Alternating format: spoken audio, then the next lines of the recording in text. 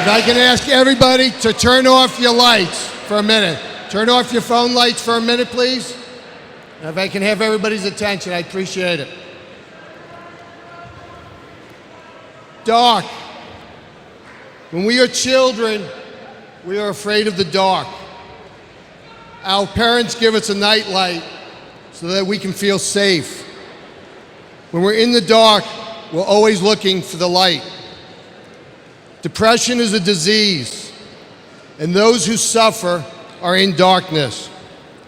Imagine going through your life in darkness, not knowing where the light is.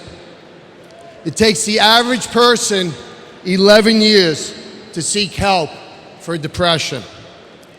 Imagine being in the dark for 11 years. SL24 is about helping young adults who are in the darkness to help them find the light.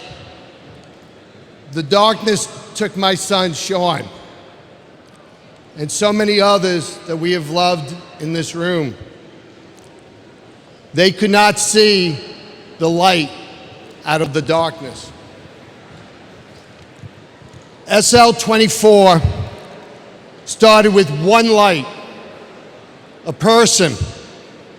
He had an idea: unite basketball with a discussion about mental health. And then that light spread from one light to Sean's friends and family. Are you a close friend of Sean's friends and family? Please turn on your light. And then that light spread to the leaders of the community. If you're a board member or a sponsor, turn on your light. And then that light has spread to all of you that are here tonight. Turn on your lights, please. All of you, please turn on your lights.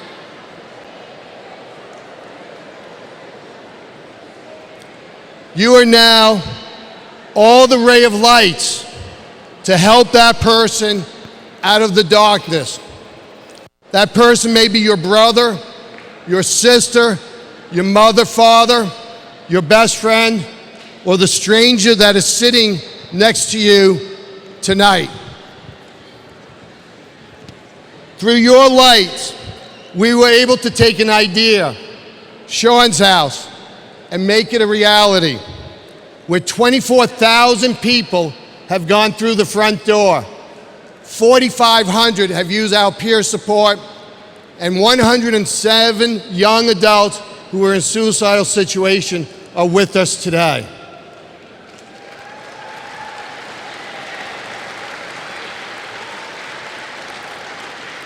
All of you have helped these young adults find that first ray of light to now the room that is filled here tonight with all the lights that we see. One light started SL24, but now SL24 is energized by thousands of lights like we see here tonight. All of you are part of the solution. All of you will help those fight the darkness and find their way out of the darkness. The lights will lead them home. All of you are part of Sean's team. I thank each and every one of you. God bless and enjoy the night. Thank you so much. Let the song.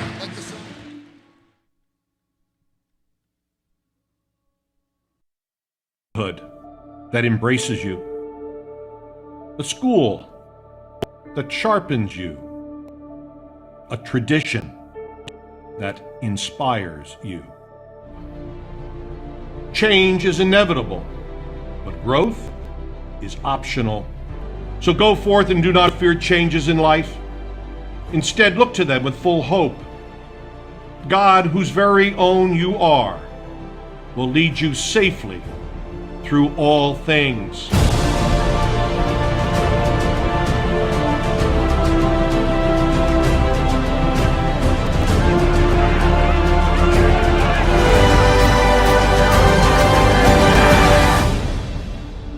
We all have have a vocation. We must believe that God has called us to fulfill a special mission that no one else can accomplish.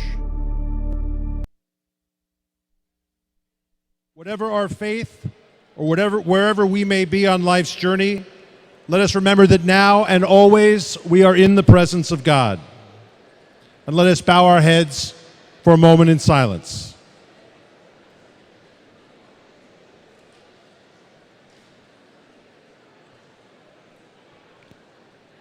Loving God, the scriptures tell us that in the beginning, at the dawn of time, at the very moment when you created the heavens and the earth, you uttered the command, "Let there be light." And when you created us in your image, you desired not that we live in darkness, but rather that we bask in the warmth of your light and your love. For you are always with us, and we are never alone. We pray tonight for all the teams and athletes who have competed in this weekend's tournament, that among the memories that have been created, they may never forget that we all have a vocation to bear your light into the world.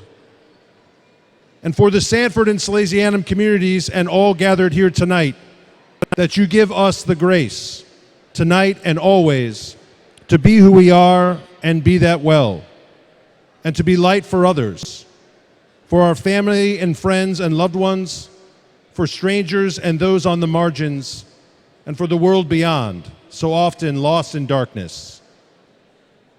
May Sean and all those we have lost be with you, God, in the loving embrace of your eternal light. And may the student athletes who play now in his memory be forever inspired by his example of competitiveness on the floor and his selflessness as a teammate and friend. And when this contest is over, may we depart in the spirit of friendship and mutual respect that defines Sean and that befits all true athletes. That we may be determined more than ever to make a positive difference in someone's life each day. We ask this all in your name, for you are our God, living and true, the source of our hope, the source of all light, now and forever. Amen.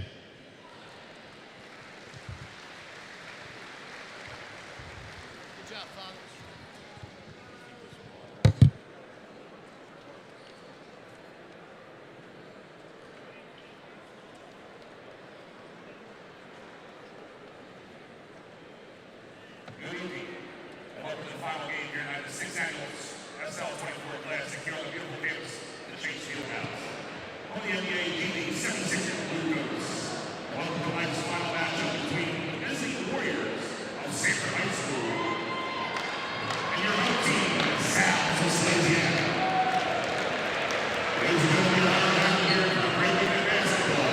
Community is supporting important cause for so many around us. We especially to thank all these volunteers, the SL24 sponsors, second time. Please give a round of applause for all their hard work this entire weekend.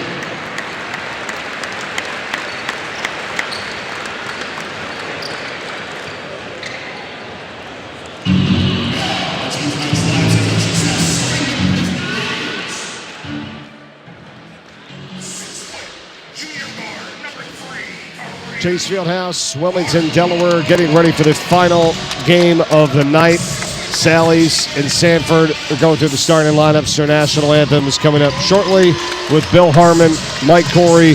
Here we go, Bill, closing out what is once again another incredible weekend in the year here of the 6th annual SL24 Memorial Classic. Mike, this has been an absolutely fantastic weekend. So great to be here working with you for these two games.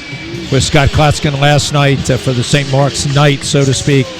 Chris Locke and the group, the foundation, have done a magnificent job. This tournament gets bigger and better every year, and it's just a great comment on how everybody feels about the sad passing of Sean Locke, who I had the opportunity to coach and then call a number of his games when he was at Delaware. Mike, thanks for you and your crew being here, too. You make it a very special weekend. Well, thank you. It's awesome to be here and be a part of this, and looking forward to many, many more years to come. And I think this is going to be a pretty incredible 2024 with all that is planned with this foundation that we've heard from throughout our great guests. And Zach Ryan, the executive director of the SL24 Foundation, we just heard from, the co-founder of the organization, Chris Locke, and Sean's father, of course, who just heard from. We'll hear from him again, and he'll join us at the end of the third quarter after the announcement of how much money has been raised here at the tournament. He'll join us in the fourth quarter of this game as well. And now we're getting ready for the national anthem.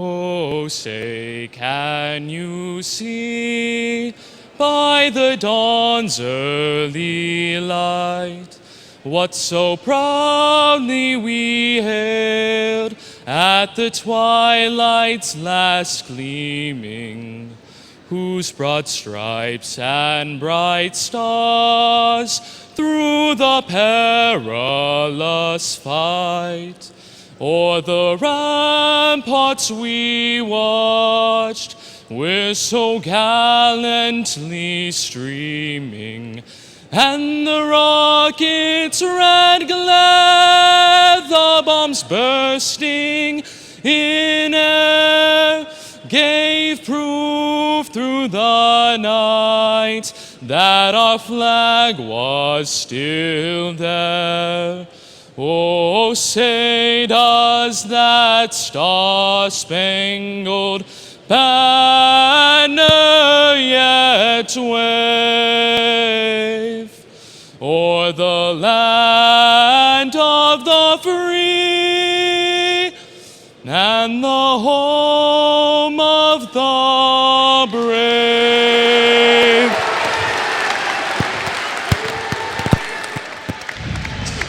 Excellent way to start as we get ready for Salesianum and Sanford here in this game tonight. Alongside Bill Harmon, Mike Corey, and also the pleasure of being joined alongside Darnell Vaughn here with us, former Sallies graduate, and who's been running one of the cameras for us this entire weekend here. Great to see you, my friend. How you doing? Thanks for all your work. It's been awesome, and I wanted to hear from you because you played in the first ever tournament back in 2019, right? Yeah, absolutely. So first and foremost, it's an honor to be here, to be back, being able to help out, be on the camera crew. And if you would have told me 6 years ago to be, this big and this, this magnitude, I would have believed you because, mental health is a serious thing. And, we all go through, we're all humans, we all go through things, especially as an athlete, you build a sense of community. And you have your team, and it helps you come together, stay together. And as my personal testament as a player, coming back, I can tell my story and tell I've been through similar situations as these guys. So it's just an honor to be here, especially as an alumni of Sallies. So it's an honor and a privilege and a blessing. That's great. Can you remember what it was like stepping on the court or being involved in this when it first got started?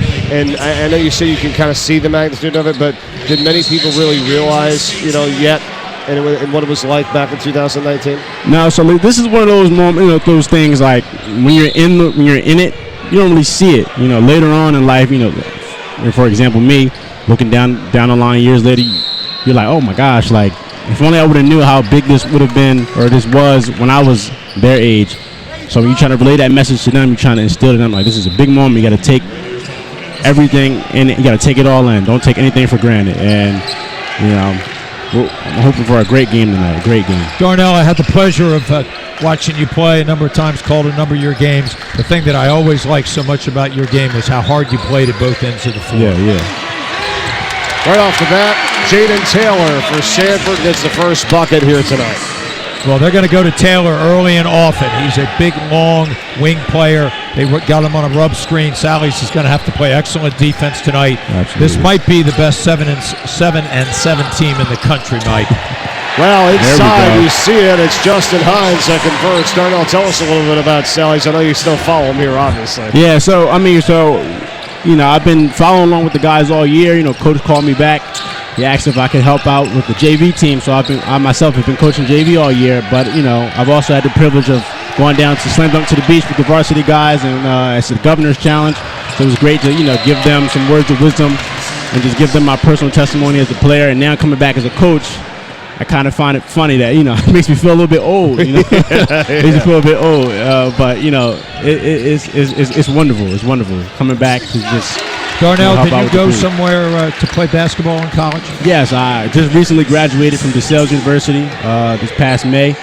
And, it was a great experience. Back onto the topic that, mental health, I myself went through some changes, some thoughts. While in school, I questioned myself, my mental health, my place at school, on the team, and I ended up taking a step back from basketball for a while, for about half a year, and I traveled the country, and we just had this presentation with the lights, and Mr. Locke made a comment about being in the darkness. And I myself felt that I was in that darkness, but looking back on it now, I see that, it was all internal. Everybody has a good support system. As long as you have a good support system with you, it can get you out of anything. And for me personally, first and foremost, it was finding solace in God, reading and praying and understanding. And then also, my father, my friends, my teammates, and some teachers, even from middle school. In high school, an example is Father Brian Zumber. He was one of those guys I can call any time of the night if I just needed to talk, just needed to, get a helpful ear. So Darnell, on that trip, what did you learn about yourself in regards to what we're talking about here tonight with the Sean Locke Foundation? I learned that I'm not alone. I'm not the only one going through what I'm going through. There's others out there who you can connect with and learn. I realize, and it's bigger than me. It's bigger than America. Actually, it's a big world out there. There's people all over the country, and understanding that, it's like, okay, I can connect with people in Italy, UK, Amsterdam, China, so on and so forth. Kareem Thomas at the free throw line here for Sallies. They're down 6-2 to Sanford to start this game. Talking with Darnell Vaughn with us, former Sallies great, and working with us on the foundation and our cameras here tonight for the broadcast throughout the entire weekend. Everything you said, I'm just listening, I'm taking it in, and it means so much because now the conversations are a little bit different, right? Now Absolutely. You have different conversations with friends and family, and it's helpful because everybody feels comfortable talking about it, and you now have a place to kind of go and get some help when before nobody ever did that. So it's a huge team. Like, that's when we look around this entire room and this building, it's a team here tonight. It is, absolutely. Not just the ones on the court, it's the ones in the crowd. Everyone, those who donated and contributed to the foundation, those who volunteered, the cameramen, just everyone. Everyone's helping get that message out there. And if you're a person listening today, and if you're just that person who's listening to my voice and go, okay, I can see a little bit of myself in him, then I'm doing my job, we're doing our job. Spreading the awareness, getting the message out there. Darnell, how's your JV team doing this season?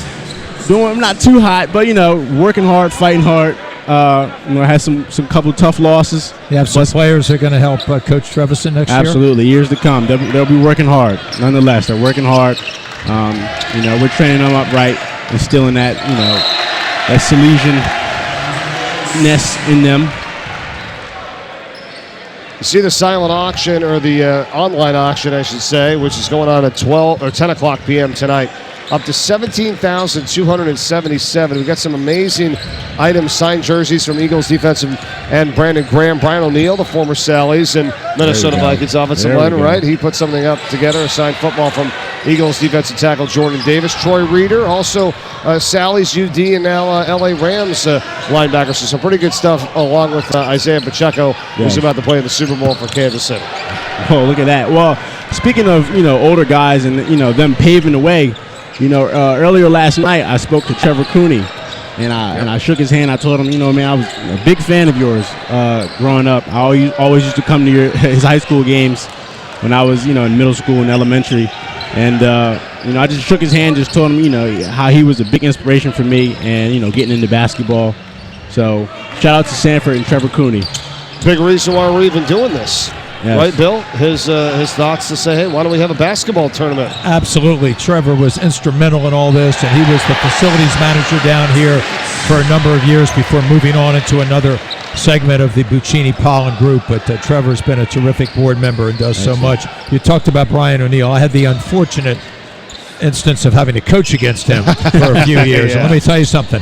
He was every bit as impactful as Dante DiVincenzo in his time in the high school basketball ranks. Hines with a block, and then it was Thomas that got it off to Zachary Sortout, who scored the previous bucket for Sallies to tie this game at 6. Sanford back the other way. A foul's going to be called as Jordan Spencer took it to the hoop here. Pretty good start for both teams. Just over 5 minutes gone by here in the first quarter, in our 8th and final game of the entire weekend, 6th today here on this Saturday. Well, it's been great fun. We've had a lot of very competitive basketball. This game, to me, is a highlight of two of the more athletic teams. When you see these two teams getting off the bus, they certainly pass the look test, and both are very well coached. It's good to see Khalid Hart, who was a terrific player for Stan Waterman at Sanford, and then went on to have an excellent career at Marist, back in the coaching ranks. He's really doing a nice job out there. They're 10-3. And they've been very competitive in every game they've played. Their only losses to Dover, Middletown, and St. Elizabeth by 4. Sanford jumper, count it, Jaden Taylor, and they're back up by 2. Well, Taylor is a very versatile player. He can go inside and out. He's got great length, and he runs the floor extremely well.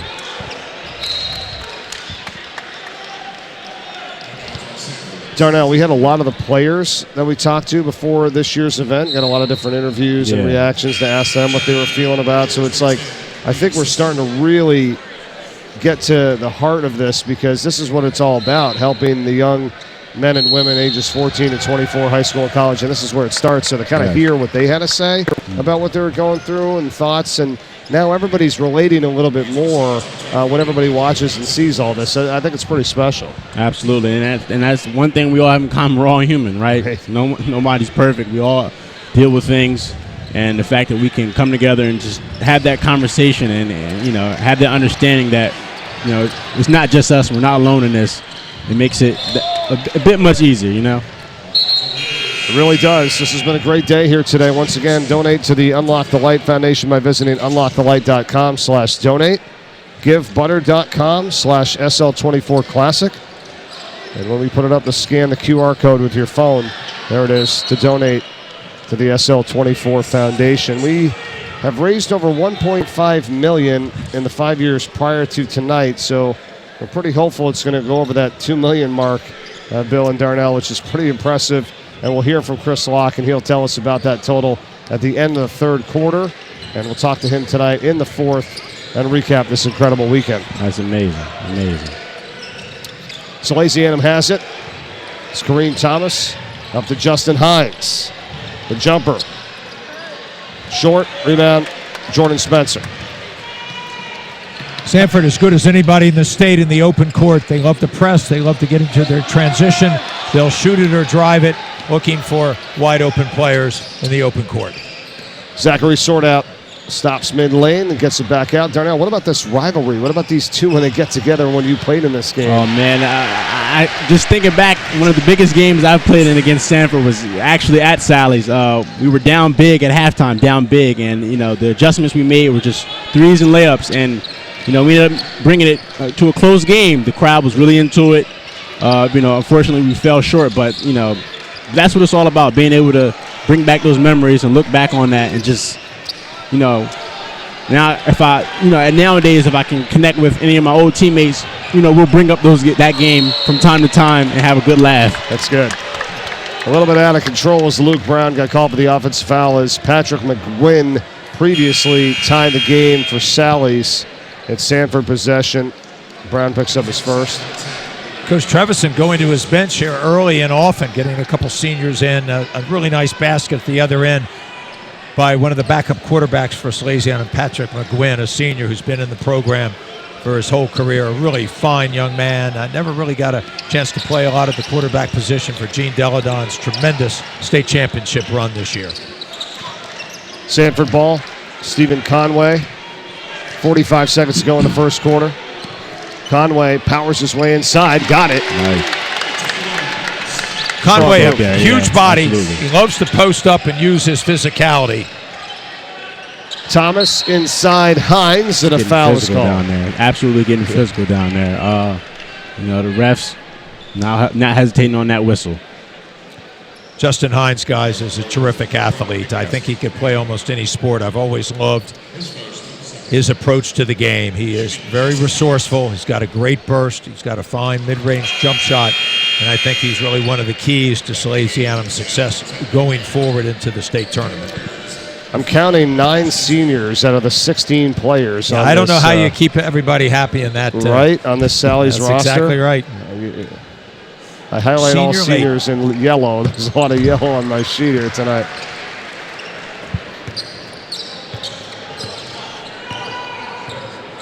Well, when you have a school of 1,050 boys, Mike, it's hard not to have a big senior class. That's right. You ought to see what it looks like in football. 10-10 here. Sallies and Sanford. 15 seconds to go in the first quarter. Speaking of their head coach in football, Gene Deladon, he was a heck of a basketball player, too. Another young man I had to coach against. Not easy, right? It was not easy. 2 seconds to go. Sallies from half court. And that's the end of the first. Darnell Vaughn, awesome. Thanks for being with us. Great talking to you, man. I really appreciate it. Good luck to your team the rest of the year. Pleasure. Absolutely. Thank you very much, guys. Thank you. Very happy that I was able to, just give my little personal testimony and be here with you guys tonight. It's a blessing and an honor. That's the point. It's to hear those stories, right? That's what it's all about. So it's good to hear yours. I appreciate it. Perfect. Probably need you back up at the cameras now, yeah, right? Okay, all right. You look too good for that, though, right? I mean, you got the suit on and everything. The best-dressed cameraman in the history of sports. Correct. Thanks for being with us. We're going to take a timeout. That's the end of the first quarter. We're tied at 10. Sallies and Sanford in our nightcap tonight in the SL24 Memorial Classic. 6th annual. Back after this.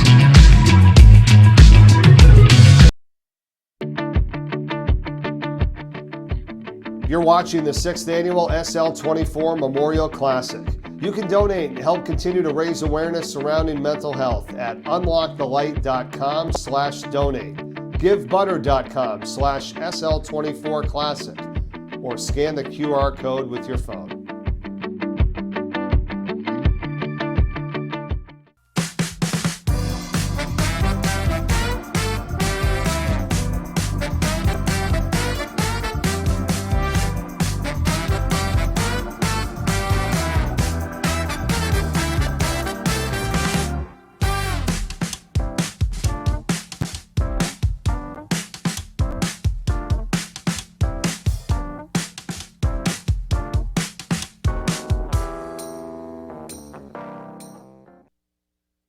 The 6th Annual SL24 Memorial Classic is being brought to you by CBM Insurance, DSM Commercial, High Five Hospitality, and iHeartRadio. Second quarter coming your way.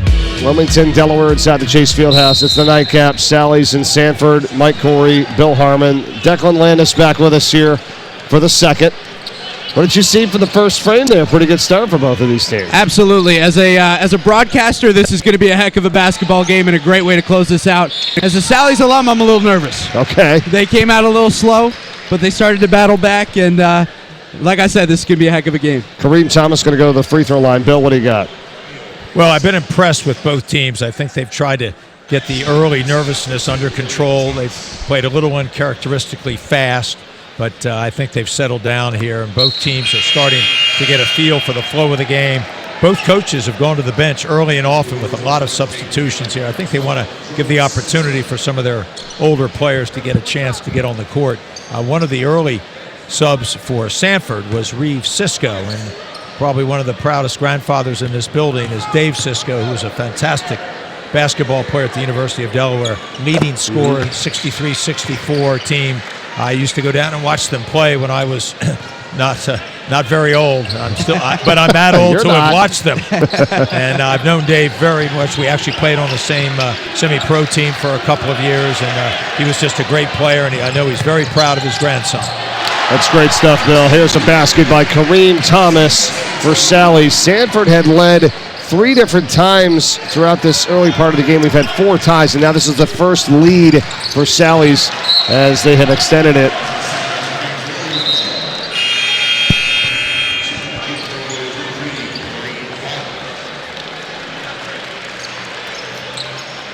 Couple substitutions.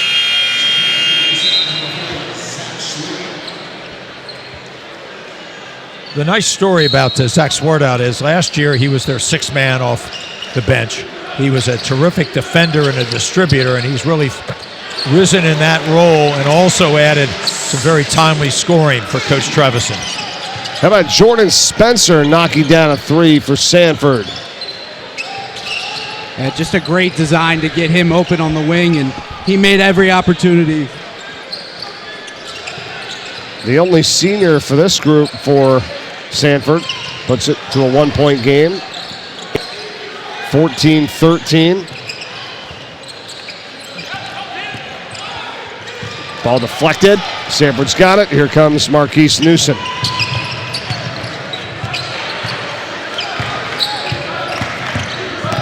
Covered by Spencer, then he lost it out of bounds. And that's the unfortunate thing. When you get into this environment, your tendency is, hey, I want to drive the ball to the basket. And so many players at the high school level get caught along the baseline with nowhere to go. We've seen 2 turnovers, 1 by each team, where the player's driven the ball on the baseline and had no access. You're better off trying to get into the middle of the court and wait for the baseline drive when you know you have direct access to the basket.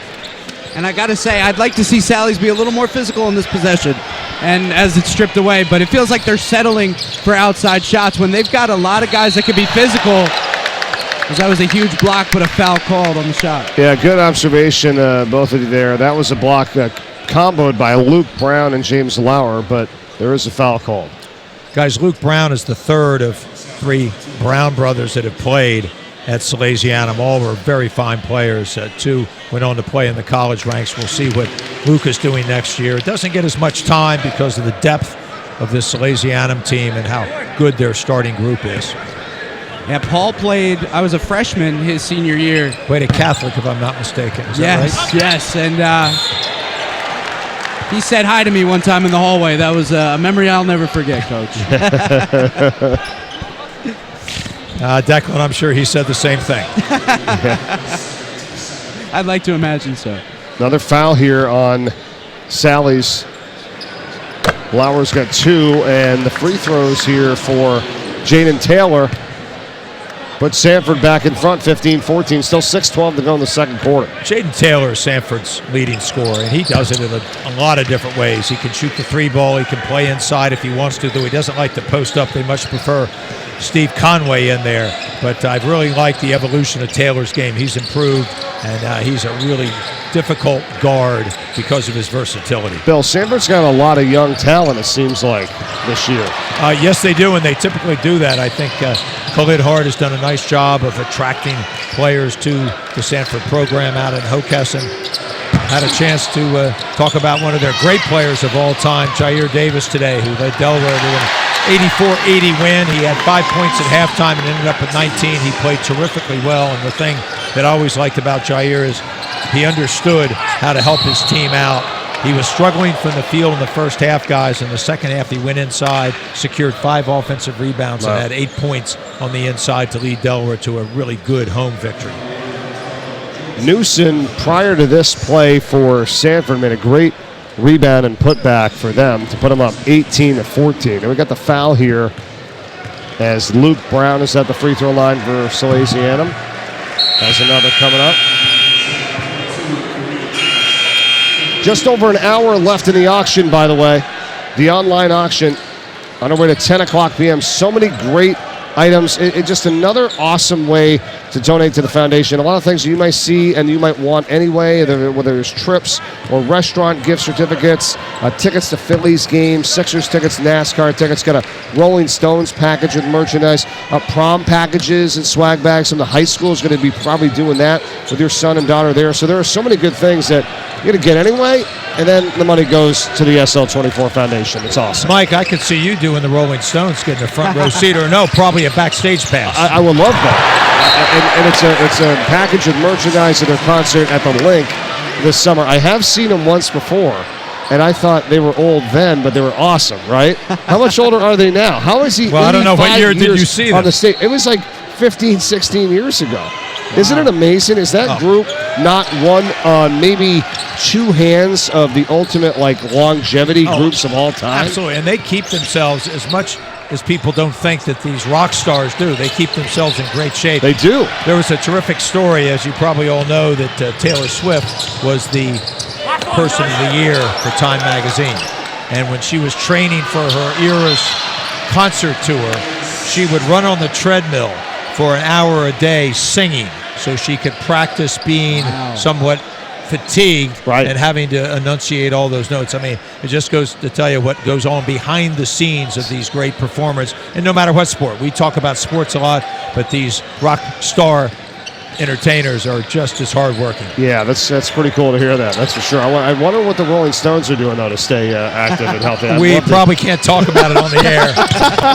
Right. But nevertheless, it must work for them. It does. It's working really well. It's an English thing, Mike. Yeah. They've got a system, they've had it down to a T for years. It seems very fun, and it still works. If it ain't broke. Oh, nice drive to the hole here for Sallies for Zachary Sortout. Well, Sortout, as I mentioned, has really evolved his game. Known as a defender, he's really improved his driving ability. He's also a dangerous three-point shooter if given time. Tie game at 18 here between Sallies and Sanford with 4:15 to go in this first half. And the final game of the tournament, as we always look forward to this one, and we got a tight one here tonight. Really thinking if it stays like this, it's going to kind of go either way with these two storied programs in the state of Delaware. Well, this is what you would definitely want and expect from these two teams. As I mentioned, Sally's record, you just can't go by that. They play a very difficult schedule. They've played 9 out-of-state teams this season. They're 4-5. So when they get in state, they've had a little difficulty. As I mentioned, Dover, they lost by 2, and Middletown, they lost by 2. But this is, that's Sanford. Sallies lost to Middletown and to St. Elizabeth's in state. But very competitive games. The Sallies-St. E's game, which I was scouting, 83-77, guys. And let me tell you something. That was a high-powered high school game. It was played at St. Elizabeth's, and that's where I recognized I think St. Elizabeth's might be as good as anybody in the state. Well, you said it earlier, Bill, to be able to put up 80 points, 32 minutes of action, it's pretty good. Both teams in that one for sure. Now, Sally's going to a little bit of a zone. They are typically a man-to-man team. They're going to try to destroy the rhythm here and make Sanford attack them in a different way. Sallies, Thomas works it in. It's blocked. Oh, what a good job. Blocked by Spencer, saved by Kareem Hart from going out of bounds to Marcus Newsom. Everybody got into action there, and here's Azir Good. What was key on that is the defender of the driver did not foul him. He allowed Spencer to work over from the backside and to get that block. Very smart defense by Sanford. That's a good point, Bill. I don't think people think about that a lot. Oh, it's almost a steal. Ball is loose. It's going to scoot out of bounds, and it's going to Sallies. That you think, I got to do this. I got to make the play here.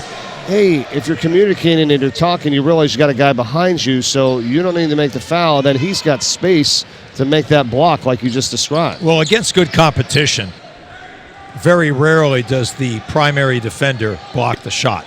And it's usually an offside defender or somebody dashing in from the front side to try to draw a charge. But smart defensive players when they're confronted with a driver trying to stay in front. They're going to challenge the shot, but you never want to foul a jump shooter. Here's a steal. Sanford working it in is good. He misses. The follow is there by Jaden Taylor. Sanford has led 5 times now in this game. We've had 6 ties. Sallies has led 1 time in this game. The largest lead we've had has been 4. It's been a fun one here tonight. It certainly has, and Taylor just continues to impress me. Long, athletic, very quick, runs the floor both directions extremely well. Oh, what a shot here. Taylor. Excuse me, for Sallies, Isaiah Hinson knocks down the 3. Now, Hinson's a player transferred from Tatnall early on in his career. He's a lefty. He plays at a wonderful pace. When he takes the correct shots, he's as good as anybody from range. 21-20. He's a very physical scorer as well. He can do it at all levels. But it seemed like Sallies was a little out of rhythm, and he just threw up an open shot, as Sanford has kind of been a little more organized on the offensive end, and that could be a big reason why they've looked a lot better, it seems, than Sallies. Well, there was Sword out trying to work to the weak side, but he got caught up in the air and didn't have enough room to get that spinning Mikan-esque reverse layup to go in. One of my favorite players. I'm the only one that ever knows who George Mikan is. Did that I drill. was almost old enough to watch the Minneapolis I know the Lakers. Mikan drill, right? Absolutely. Left hand, right hand, we left do it at hand, least right once a hand week underneath in the high basket. school. Absolutely, Mike. See, look at See, you. I know that. You got a lot of skills. Yes, the Mikan drill. He's the first legitimate big man in all of pro basketball. To be versatile like that. That's why you do that, right? Absolutely. It develops a touch inside. It develops the ability to go off your inside foot up towards the basket. You start working on the arc that leads to the jump hook. A lot of great things come out of the Mikan drill. I'll give you some other names. What about George Gervin, the Iceman? Now, Gervin comes from a little bit later generation. I thought you were going to tell me somebody from the old Celtics. Yeah. Oh, block inside. Another one. Sanford, we got a foul called. Hey, where am I in that time period there? I think I was just thinking of a cool nickname. I like the Ice. Well, that was you were very good with George Gervin. You were up into the 60s and 70s. 60s and 70s. Mikan from the 40s and 50s. How 40s about to Bob 50s. Cousy? Wow, Bob People Cousy. don't realize that Bob Cousy almost never dribbled with his left hand, and he was one of the great guards of all time. Havlicek, Russell. Yes. We lost him recently, unfortunately. One of the great winners of all time, 11 championships, if I'm not mistaken. That's going to be a tough one to beat for sure. I know we all think, well, that's never going to happen. You never know. I mean, you never know. Like, and I'm not ever going to challenge, say, like Tom Brady, because I'm a huge Patriots fan growing up in New England. That is the best quarterback of all time. But let's just think about next weekend for a minute. If Patrick Mahomes wins a Super Bowl, that's going to be his 3rd. He's 28 years old. Keeps track of his body and does like what Tom Brady did. That's another 16 years of playing. I wouldn't put it past somebody like him to maybe potentially get to that level of 7 Super Bowls or more if they keep this up. That's a pretty cool dynasty there. And I love the fact that they had to go on the road this year. Their trip to the Super Bowl much different than it's been in the past. Andy Reid and his staff did a great job of adjusting, making changes, and they started finally catching some passes from Mahomes. Yeah. And that's been the difference. Well, speaking of Kansas City, we got an autographed mini helmet signed by KC running back Isaiah Pacheco. That's part of our online auction, which ends at 10 o'clock tonight, which is a great way to raise money here for the SL24 Foundation. So go online, unlockthelight.com, scroll down, click on the auction. A lot of great stuff on there, trips and more. And the merchandise, too, that's been selling very well here at the Fieldhouse and online also. We appreciate all the support here this weekend as you're watching the final game of the tournament. Minute 25 to go in the second quarter. Sallies with a 23-20 lead. Sanford possession knocked out of bounds by Sallies. That was a great retrace on the backside by Kareem Thomas. He has known for his offense, but I think he's a terrific off-the-ball defender. Did a great job there in the zone of anticipating the pass-through.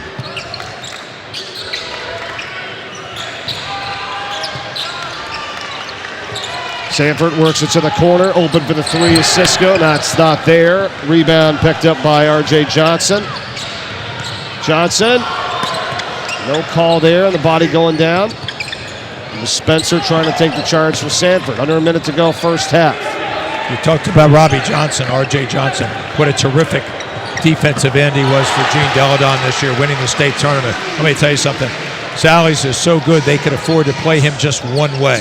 For most teams, he's going to never come off the field. RJ is a really talented performer, put a lot of pressure on opposing quarterbacks throughout the season. Oh, and he's doing it on the basketball court, too. That was a nice shot, 25-20. They lead by 5. Sanford, long 3, put up, no good by Kareem Hart. Out of bounds, stays with them with 18.9 seconds to go before halftime. Now, strategically, guys, that's probably a shot they didn't want to take at that point. Yeah. Even though if they make it, they're still going to be down 2. What you want to do is burn the clock down to around 8 seconds, attack, shoot with about 4, so you always have an opportunity for an offensive rebound. But if you don't, the other team has no chance to score at the other end. Now, Sallies gets an additional possession. They changed the call, so here's Sallies with 17 seconds to go first half, 25-20. On top.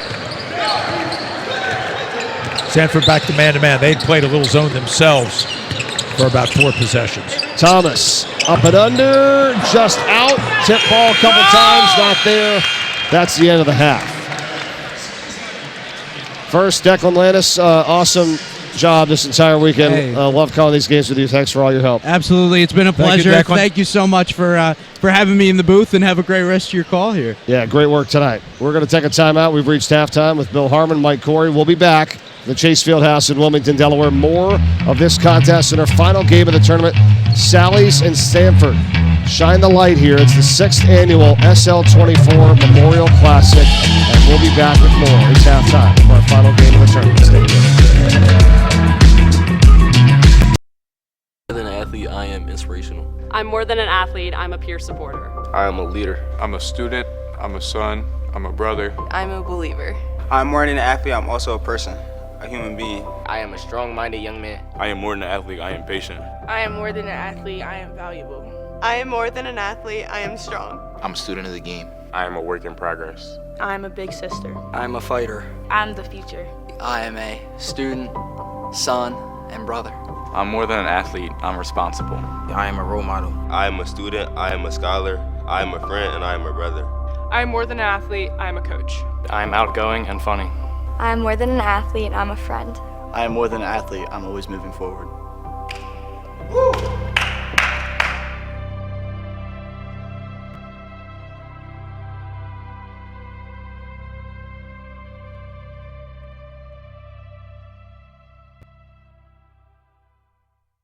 Sometimes all you need to change your life is a sign. Like an actual sign that's like above you. And no, I don't love B-dubs just because I'm a buffalo with wings. Frankly, that's offensive and reductionist. It's like they made beer into a place and gave that place sports and chicken wings. And the people, the best. Marty! You're dead weight! Yeah, this place is kind of like heaven. You know, without needing to get hit by a bus. Let's go sports bar! Partnerships built on relationships. That's our motto at CBM Insurance, and those words guide everything we do. We provide the best possible service experience because our focus is on the relationship first. When you join CBM, you join a team with an average of 20 years in the insurance industry, long-standing relationships with our carrier partners, and deep roots in our community. We stand ready to be your trusted partner and insurance advisor. Jersey Mike's slices your sub right in front of you, see? The slicer, the meat and cheese, it has a rhythm. This is the rhythm of the slice. The slice, oh yeah. The rhythm of the slice. This is the rhythm of the slice. The slice, oh yeah. Order for Danny? Sliced right in front of you. It's a Jersey Mike's thing. A sub above.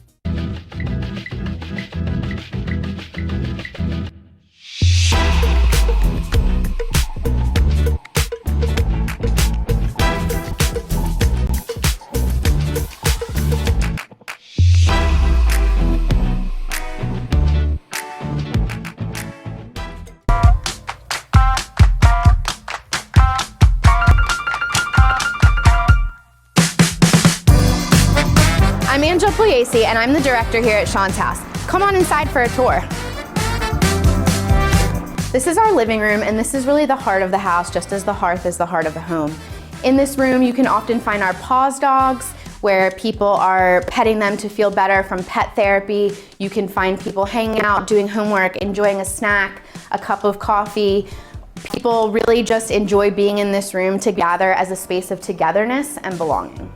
This is our dining room. You'll often find many of our guests here working on homework or other assignments, also sharing a meal together. This is my favorite room in the house. This is our library. We have books over here on many different topics, not just psychological needs or self-care, but also we have a fiction section because we know that for some people, getting lost in a book is the best way to distract their mind from anything that may be troubling them. This is one of our private therapy rooms. If you come in for a session, we have peer support one-on-one at any time, people who are your age with your same lived experiences that you can talk to. So we have this room as a private space where you can meet with someone confidentially.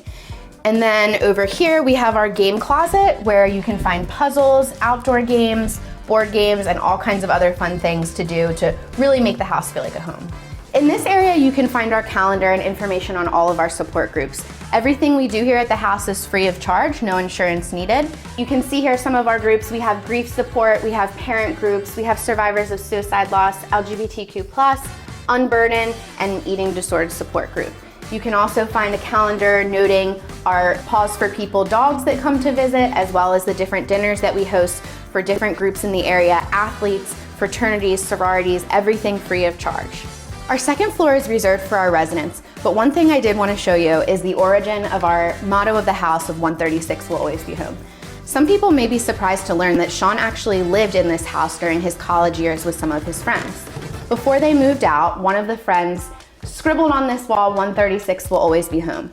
When we were in the process of transferring the house into what it is today, this was found on the wall and we saved it and have had it as our motto of the house, and you can find it on a lot of our merch, on our website, and you can hear people saying it all the time. Something we encourage our guests to do, whether they come to the house for a visit, for dinner, or for any other reason, one of our support groups or many of our other free programs, is to leave a note or take a note. So here you can find all of the notes that our guests have left for one another.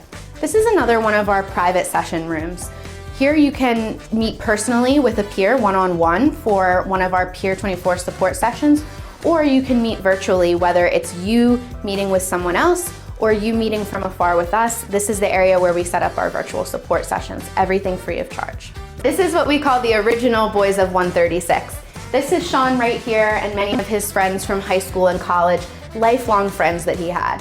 This is something that we have in the house to remind us that 136 started out as a home and will always be a home, just a different kind of home. This picture actually has extra meaning to me as well because my brother is one of the original 136 boys. He can be seen right here. This area is a dual purpose. We have our arts and crafts area over here with some of our artwork on display. You can come at any time and let your creative energy flow. This is what we call Donna's fridge. Donna's son, Sayer, was a Wilmington police officer who tragically lost his life to suicide over a year ago. In Sayer's memory and as a labor of love, Donna has created Sayer's Suppers. She's a classically trained chef, and at the end of her workday, she brings any leftover food here to the house. And best of all, anyone can come to enjoy all of these delicious goodies that Donna drops off. We know that food is something that really brings people together. And what else can make you feel like you're at home than a fridge full of drinks and snacks ready for you to enjoy? Whether it's grabbing a cup of coffee with your friend between classes or grabbing a snack to fuel you up for the rest of your day, Sean's House is always here to provide you with what you need to feel at home. We have a full kitchen as well, so we're able to host dinners any time of the year.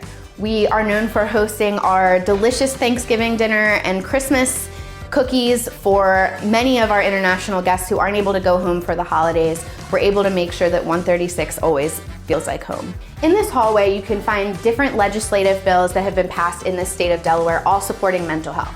These bills are of special importance to us at Sean's House because they've all been passed either with our support or have been signed right here in the house. This is our backyard, one of the favorite spots of Sean's House. You can often find guests out here enjoying the sunshine, enjoying the views of the mural, or gathering around the fire pit for s'mores after a dinner. Thanks for stopping by Sean's House, a mental health safe haven for youth in the area, where you can always stop by, you'll always feel welcome, everything is free, and you'll always feel like home.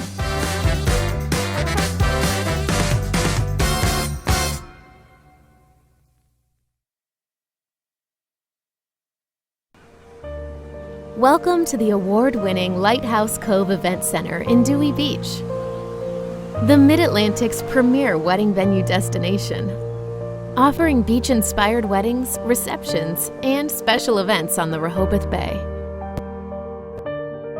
Whether it's simple and understated or grand and elaborate, Lighthouse Cove Event Center delivers a once-in-a-lifetime wedding experience. It's incredible, the journey we're about to start. Reimagining it all to take children's healthcare where it's never been. Well beyond medicine. I felt like, you know what, I'm on the road to recovery. And the fact that all these people had said, I've been there before you, dude, I felt that same feeling. I felt loneliness and fear, doubt. I had moments where I felt I was totally alone. And your story is my story is yours. My God, every time I heard that time and time again, I said, I'm not alone. Listen, when I got sober 32 years ago, that wasn't a narrative. And there's no shame today. I don't think there's any stigma in asking for help.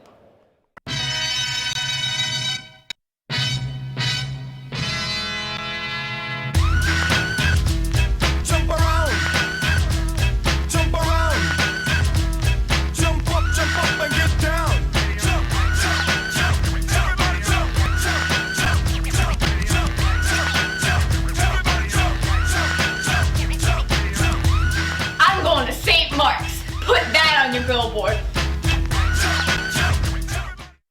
When talking to a person who is depressed or suicidal, it's crucial to approach the conversation with empathy and understanding. Let the person know that you're here to listen and that you're not going to judge them for what they're going to say. Use open body language, maintain eye contact, and give them your full attention. If the word suicidal is said, try to maintain your composure. Having a strong reaction to something they say might make them feel like you can't handle the conversation or like they need to take care of you. Instead, just listen and have a neutral expression. Let them know that you are there to support them and they can count on you during this difficult time. A simple statement like, I'm here for you, we'll get through this together, can convey your support. While being sensitive, it's important to ask direct questions about their feelings and thoughts. For example, you might say, I've noticed you've been going through something. Do you want to tell me about what's bothering you? Avoid minimizing their feelings. Resist the urge to say, you have everything going for you, or it's just a bad day. Although well-intentioned, this might make them feel like you're invalidating them, like they're not being heard. Instead say, this must be extremely difficult for you. Thank you for trusting me and coming to me and talking about it. Another thing to consider is try reflecting back what you hear them saying. It sounds like you've been going through this for a long time all by yourself. That must have been really difficult. A conversation like this might be emotional and exhausting and challenging, but realize that even if you don't know the exact thing to say, your listening to them alone can be very powerful, supportive, and helpful.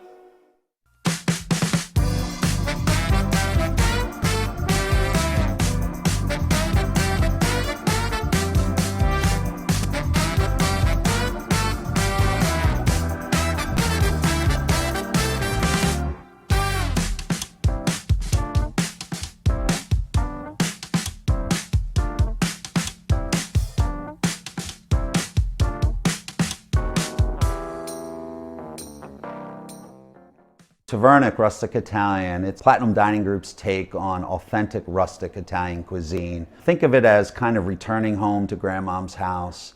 Sauce on the stove, meatballs simmering, warm, crusty coal oven pizzas coming out of the kitchen. It's our way of welcoming you into our home, our kitchen, and just kind of filling your bellies with a whole lot of love and good stuff. We're located right on Main Street in downtown Newark. Looking forward to seeing you soon. Ward & Taylor, LLC, real estate law firm. Specializes in real estate settlements. Let us help you settle on the home of your dreams. Wills and trusts. Let us help prepare for you and your loved one's future. Business formations. Keep yourself and your business safe by forming an LLC or corporation with us.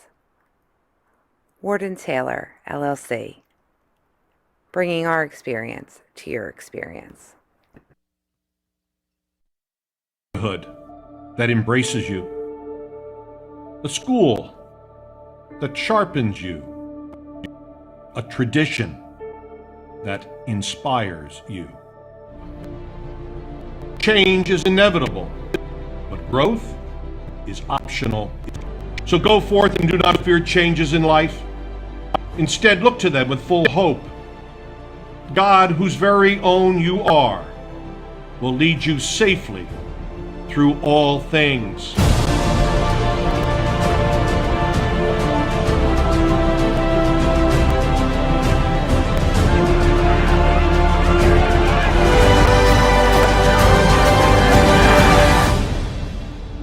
We all have a vocation. We must believe that God has called us to fulfill a special mission that no one else can accomplish.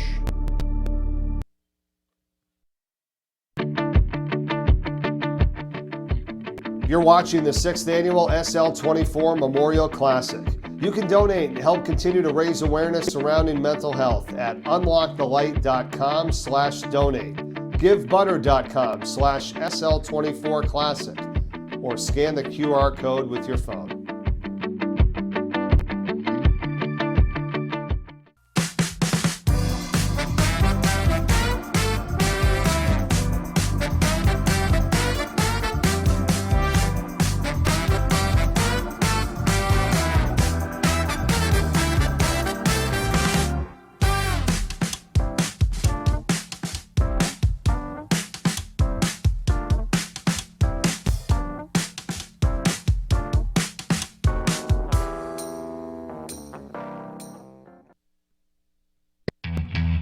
The 6th Annual SL24 Memorial Classic is being brought to you by Kevin and Marion Healy, the Marticelli Restaurant Group, Nemours, and Sallies.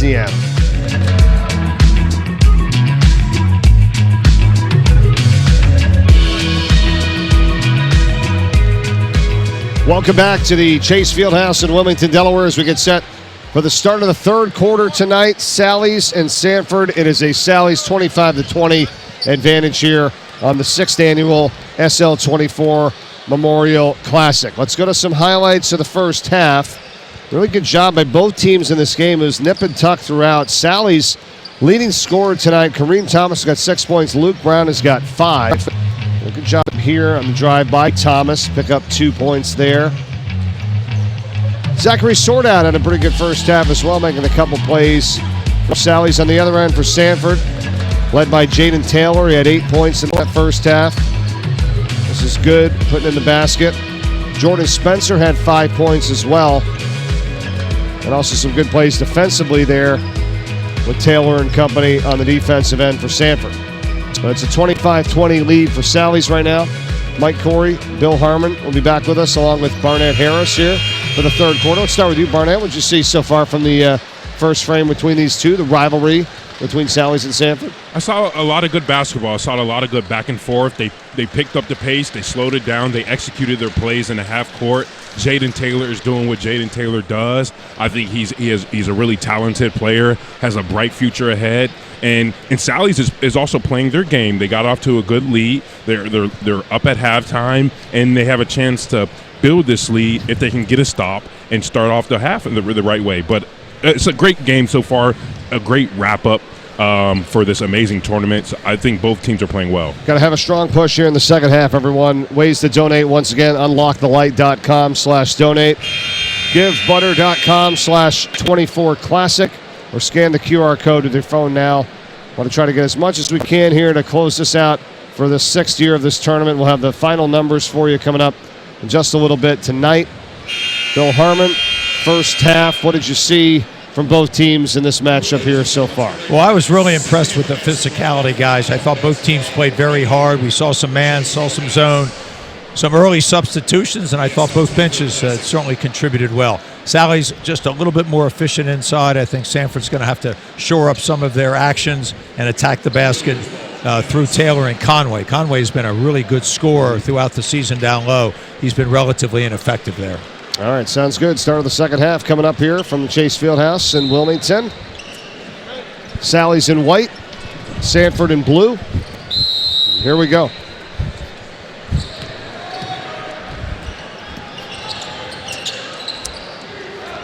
Co-founder of the SL24 Foundation, Chris Locke's going to join us in the fourth quarter. Go over the tournament. Sanford starting off the second half, the bucket, Stephen Conway. Speaking of Conway, being in the right place at the right time.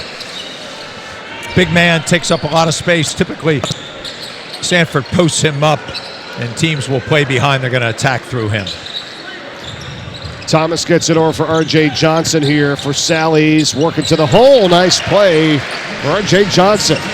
I was just talking to the offensive line coach and assistant D-line coach at Salesianum, Tommy McBride, whose son was the quarterback for the state championship win.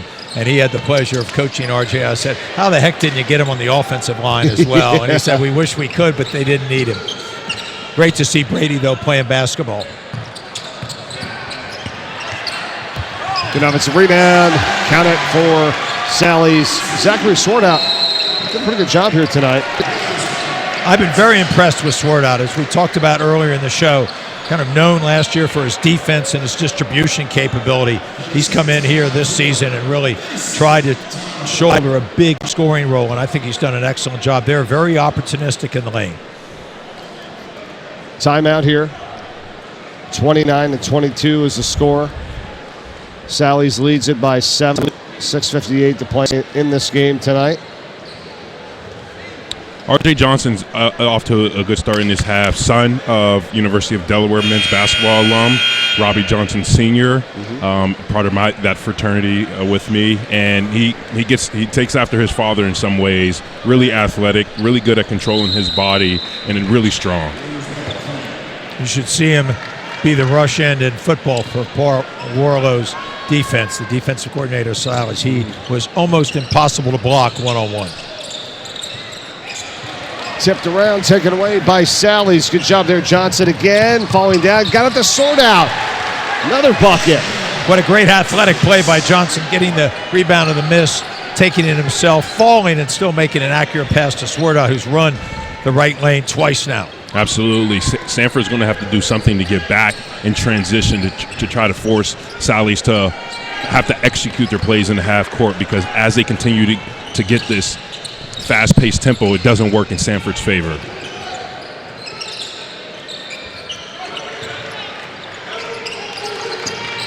Spencer.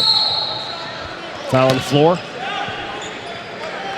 Well, it's interesting. They're playing the leading scorer of Sanford, Jaden Taylor, with the much shorter Zach Swartout. Now, Swartout will play side and then maybe eke to the front, but Sanford should definitely have a clear plan to get him the ball down on the low block when they've got that matchup. Absolutely, Coach. And if I'm Sanford, I might run a big-to-big screen to force them to either switch, as Conway gets a nice and one with Conway and Taylor, to force them to either switch with one of them having the mismatch and have the guards just pounded inside. And that's exactly what Sanford likes to do. If you're going to play behind Conway, they're going to go to him. Now, he's typically a left shoulder turner, hasn't really developed that left-hand jump hook where he can go to his right, but I'll tell you what, he takes up a lot of space. Offensive foul here after there was a foul on Johnson for Sallies. This one's going to be on Sanford. And Mike, what I think happened there is Jordan Spencer got a good steal and then just tossed R.J. Johnson. Or at least attempted to. He didn't really move him that much. He actually took the brunt of the blow. It's 31-25. It's a 6-point game here. Sort out again for Sallies the other way. Now a 3-ball in the corner is no good. Tipped around, and Sanford's got it. Marquise Newsom. All the way through the lane. Couldn't finish the wild runner. Got redirected. And a steal. And it's a 4-on-1 here. They're going to put up a 3. Sanford and Kareem Hart have cut the lead in half. There's the identification of the modern game. Two players open underneath, but they settle for a three. Now, it went in that time by Hart, but I'm never sure why you don't throw the ball inside for a layup. 3-point try the other end, no good by Hinson. Rebound Sanford and Marquise Newsom. Hinson's been very quiet here. He hit that three in the second quarter, but since then he really hasn't done much. They have not looked for him at all. That's been it. You said it, Coach. Offensive rebound tipped around once again. Battle for it. Sallies has it. Hinson, here he is. Can he get started? Knocks down that jumper. And you never know what gets a player going. The long rebound kicks out. Hinson attacks. They sag off of him, and he pulls up in the mid-range. He's got a good-looking shot, especially when he gets his feet set. That was a good, smooth transition, mid-range jump shot. I really like that play by Hinson. He saw the defender may have thought about taking the charge and took a dribble, as Conway seems to have gotten another. Well, we talked about him, and all of a sudden he scores 6 points. And here we go, getting a little chippy underneath. Absolutely no need for this. Well, Sanford was racing over. They wanted to get their player up, and one of the Sallies guys was, kind of not on top of him, but it was a skirmish there. So I think in their effort to race over and be like, "That's my thing, gotta get my teammate up," right, Coach? And then there started to be a little bit. I'm of all about that, but what you've got to do is recognize if there's somebody in your path, you can't run into him, and it just creates more tension. It already is here in a game of this caliber. And it was Conway that put the ball back up and in and was fouled for Sanford, so he's got a chance at the three-point play. Conway's a really strong finisher. This is his second opportunity at a three-point play. Yep. He knows when he gets the ball and goes up, he doesn't jump too high, but he's strong and can finish through contact. And capitalizes on the three-point play. It's a two-point game here, 33-31. A little bit of pressure here by Sanford, trying to speed Sallies up and have them make some bad decisions.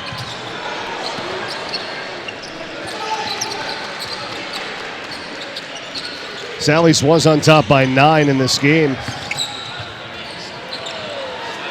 31-22, 9-point advantage early, and now all of a sudden, Sanford coming back, saved from going out of bounds, and right into the Sallies player, and that's Luke Brown who throws it down. Well, Luke Brown missed the shot on the baseline, but stayed around to see if the loose ball might come his way. It did, and he finishes with a dunk. A nice wham, bam, thank you, ma'am, Coach Harmon. That's what I call it. Still 2 points to me. Barnett's been waiting for stuff like this, and Coach just doused that, right, Barnett? Yeah.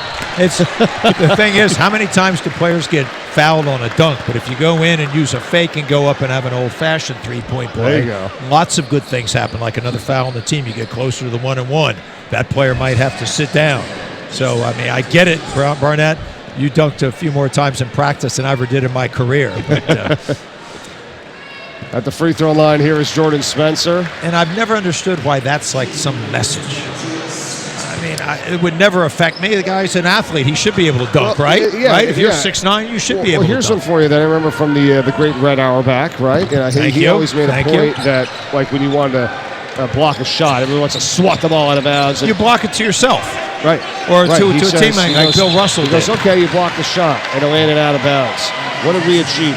All right, maybe a little intimidation, maybe, but the other team still has the ball. It's like, why don't we try to block it where it stays in play, and our teammate gets the ball, and now you have it. When you go for a block shot, ultimately bad things can happen other than the one where you are smart enough to block it yourself. Bill Russell had that innate skill. Oh, yes. Yep. Though he did not block many of Wilt Chamberlain's shots. No. It's tough to do that. You were talking about the Mahomes-Brady record. Do you think we'll ever see more than a 100-point game in the pros? Well, I mean, all of a sudden we start seeing 2 in the 70s Yes. this year, right? I mean, you really have to. But that's still a long way away. Yeah. That's 40% away. I was going to say, I think it's going to be very tough. It'll be tough. I think it's going to be tough to break that mark of the 11 championships. And remember, Russell, Chamberlain did it when there wasn't a three-point shot. Not that he would have necessarily taken it, but. There's a three. Kareem Thomas puts it in for Sallies. Well, if he played today, he'd be shooting threes. It would make him, right? It'd be like he'd probably have a better percentage from three than from the foul line. Well, you got to get 3-pointers into your game. Block shot inside. It's Brown. Sallies the other way. Hines, and then to the recipient of Kareem Thomas, who throws it down, and a technical foul is called as well. Hanging on the rim. And Barnett, there's the other bad thing that can happen on a dunk. You hang on the rim, and now it's a technical. I'm just kidding. I actually really liked that play. It was very aggressive. I thought he was okay. Sallies in transition. They are so athletic and fast. I'm really impressed with their ability to create offense immediately out of defense. He did a little bit of a pull-up, didn't he? I mean, but he was somewhat under him. Jaden Taylor was. Maybe a little bit of a pull-up at the end. Listen, the official was very emphatic about it right from the start. So he felt adamantly that that was the case, pulling up on that like that. So, all right. Free throws here. Hart goes 0 for 2. Yep. Stays 40-32.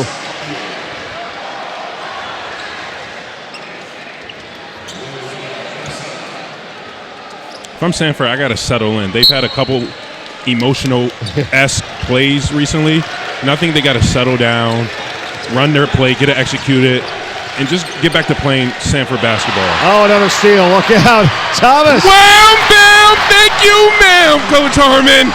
Thomas for 2. Nobody hanging on the rim there on that one. Largest lead here for Sallies. Ball on the deck. Look out. They get it up. Hinson. And now a tie up here. The ball is in the hands of Thomas, and we got another technical foul. He was tied up with Kareem Hart. He's ejected now. He's out of the game. Well, let's see who they call it on here.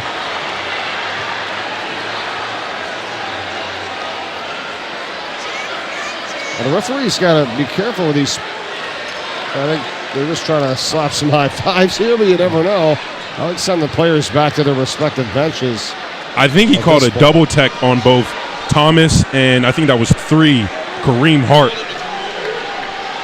I think what we need to do here is have a timeout. The coaches should be talking to their players. The officials should get this game back under control, because this is now the second time where we've had something that's gotten beyond chippy.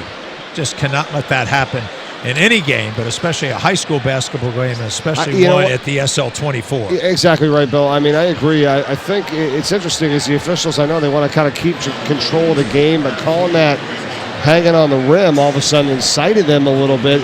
Taylor Trevison was really upset, head coach for Sallies, and he couldn't believe that. And then you got to stick with what you're calling, right? So it's obvious that they're doing it again when they call another technical foul here to separate players because they're not going to have it.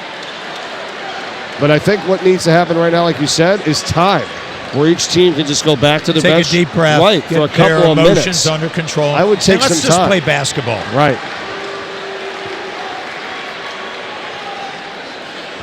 And I know emotions run high. The kids are really into the game and playing very hard. The coaches are passionate about it. But cooler heads have to prevail here. 42-32 is the score. Sallies lead Sanford with just 2 minutes and 16 seconds to play in this third quarter of action. Getting a little bit heated here. They're going to sort it out. We'll figure out what the call is in a moment. We don't want to speculate. Wait for the officials to tell us what they got.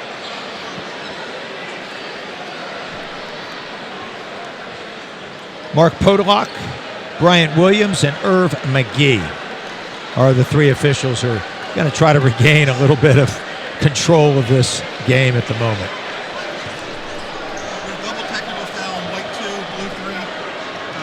It was white 2's 5th personal foul, so he was disqualified. All right, so it's kind of what we thought, and you're absolutely right, Barnett. So it's a double technical foul here. Yep, between Kareem Thomas for Sallies and Kareem Hart for Sanford. And for Sallies, Thomas, because he had the one for hanging on the rim, he's disqualified, so he's out.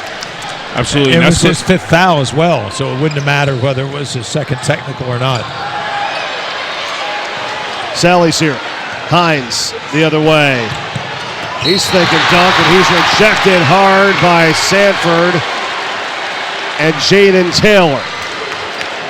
Well, there was no way Taylor was going to let that ball be dunked on him. But as a player, in terms of being really, I think, safety conscious, if you play off of 2 feet, you've got a chance where you're not going to get hurt. You go off 1 foot, you get knocked into the stanchion there, you could be out for the rest of the season and sustain a very difficult injury. Of course, I don't think that was a dirty play by Taylor. He just wasn't going to let it happen. But how about if you play off 2 and fake, guy goes out of bounds and you lay it in? Yeah. But I don't think that happens too often in the modern game. Got him with the body, obviously, there as well as Hines is at the free throw line. He hits the first, and this could make it a 12-point game. No. Rebound, Taylor. Outletting quickly to Nico McNeil. Well, Sallies has really exposed Sanford here in the second half with their run game. There's that up fake, Coach. Yep. If you use a lot of fakes in the modern game today, you're going to foul out a lot of players. Players haven't learned to stay grounded, wait till the other player leaves the ground, go straight up, principle of verticality. Really nice, very smart play there to draw the foul. Absolutely, and go even further to your point, Coach. He came to a jump stop on 2 feet and then used the pivot to draw the foul. 5th foul of this quarter. It was on the floor, but it's a 2-shot foul because of the 5th team foul. So 1 more to go here for McNeil. A lot going on in this third quarter, guys. This has been a very long quarter with a lot of activity in it, Mike. Yeah.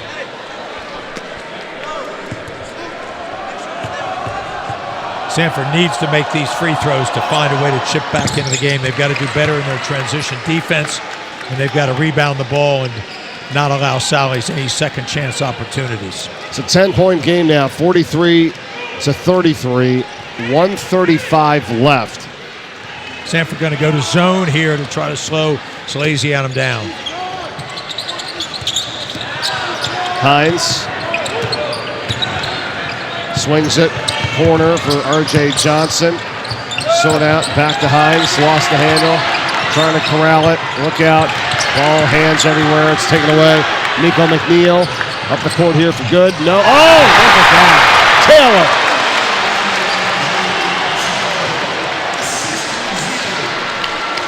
Just a turnover in the lane.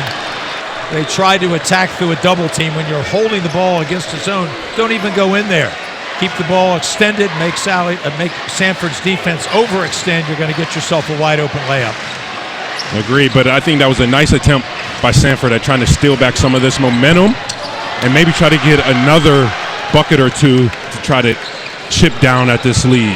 McNeil, 43-35 Sallies. Sanford has it. They work it into the post here for Taylor. Pushed out deep, finds Spencer. Long shot, no. And a rebound by Brown for Sallies. Now Sallies should clearly hold for the last shot here. I didn't love that shot. I thought they could have ran that play through a little bit more, swing it 1 more or 2 times, because I think you can always get that shot. But I think now at an 8-point game, you want to get the best shot, and I'm not so sure that was the best shot. Now they need a flash post because the middle is wide open here against this overextended zone. Hines gets it to sort out. He puts it up with 1 on the clock. It's no good. That's the end of the third quarter. Barnett, it's been awesome with you this entire weekend. Thanks so much, man. Great to see you, and we'll catch you again soon. Thanks for having me. Barnett, thanks so much. Always good to see you, and good luck out in Chicago. Always good to be with you, too. We'll see you in a few weeks. I'll be out there. We'll catch you soon. Barnett Harris, one of Sean Locke's best friends, doing a great job with us again all weekend long here on the broadcast. And we're going to keep it here as the co-founder of the SL24 Foundation, Sean's father, Chris Locke, will give us his speech and the numbers and the results. Okay, everybody, we're going to do this quick because this is an unbelievable game we're seeing tonight. They're playing their hearts out here.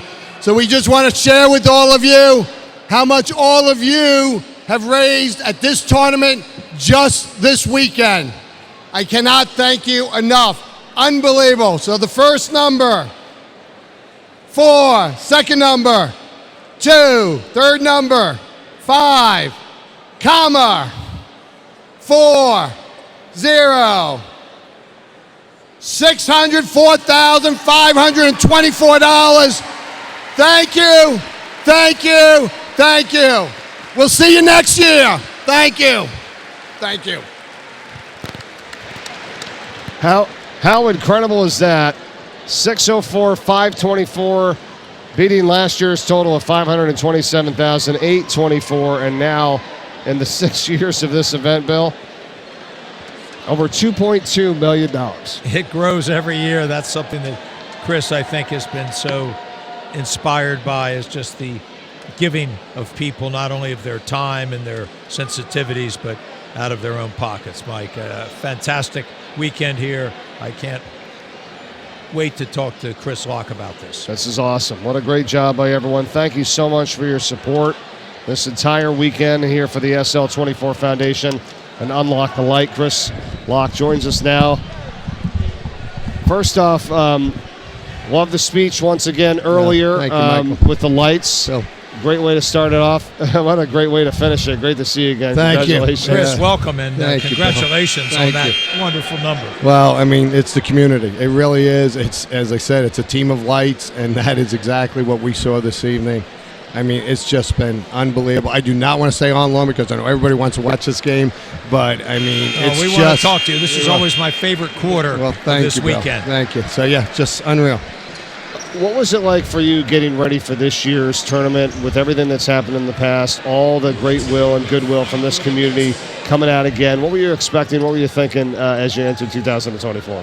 You know, every year it's like a new season, so you just don't know how the teams are going to come together, how the people are going to come together. So we go for the championship every year. I'm a Yankee fan. We always like to go for the championship, and every year our challenge is to raise $1 more than we raised the year before. And it's just amazing how the community comes back and just does it year in, year out. It's unreal. Chris, I don't think people realize how much emotion you put into this, and I marvel at the way you can control it, but you also give that wonderful message that I take to heart every time. It brings back such fond memories of your son, who I had the great honor and pleasure to coach. Got to know you as a parent for all those years, and you've just done a magnificent job of taking a very difficult situation into making it an absolutely fantastic ending. Well, Bill, you knew Sean, and you knew the type of kid he was, and this is his legacy. He loved everybody. He was such a great teammate, such a great friend, and now he's helping the community. And, you know, his spirit is definitely alive in this gym. There is no question about that. No question about it. No question. He's certainly looking down on this and saying, wow. And thank you. And the support, you know, that's the other thing, too. I think as you talked about this, and we come here year after year, it just grows and grows in terms of the amount of people. And I know you know this because you have people reaching out to you from all over the country, all over the world, just sometimes out of the blue. You know, so when you talk about the support, like, the support just keeps growing. So that's cool, right? I mean, that's cool. All the different people that want to be a part of this and are helping the cause year after year. It is, and I will tell you, I had a moment after I spoke. I was upstairs, and these two girls from St. Anne's came up to me, two 10-year-olds, 11-year-olds, and they said, Mr. Locke, we just wanted to say thank you for doing what you're doing. And we appreciate, you know, everything that Sean's house is doing, and we're sorry that Sean is no longer here. These are two 11-year-old girls that just said it. It was just amazing. Chris, as sad as it is, and I mentioned this when we had Carl on earlier, I think some of my favorite emails that I get from you are those unbelievably sensitive stories about a young person's life that Sean's house and others have saved. Tell us a little bit about that. Well, it is. I mean, as Mike said, we get these comments. We played a video on the social media stuff yesterday, and I was looking at some of the comments, and this mom commented, "Thank you so much for Sean's house. Sean's house saved my son's life." You know? Yeah. It's really, it gets you, and it's like, wow. And there's so many amazing people at Sean's house. The peers, the peer leads, the executive director, everybody are so passionate to make sure we help these people get the help you need. And it is. It's just an amazing place for everybody to get the help they need. I don't know if it's going to sink in or when it will, because you're working so hard. I mean, everybody thinks maybe just for this tournament. No, it's really a year-round, everyday thing.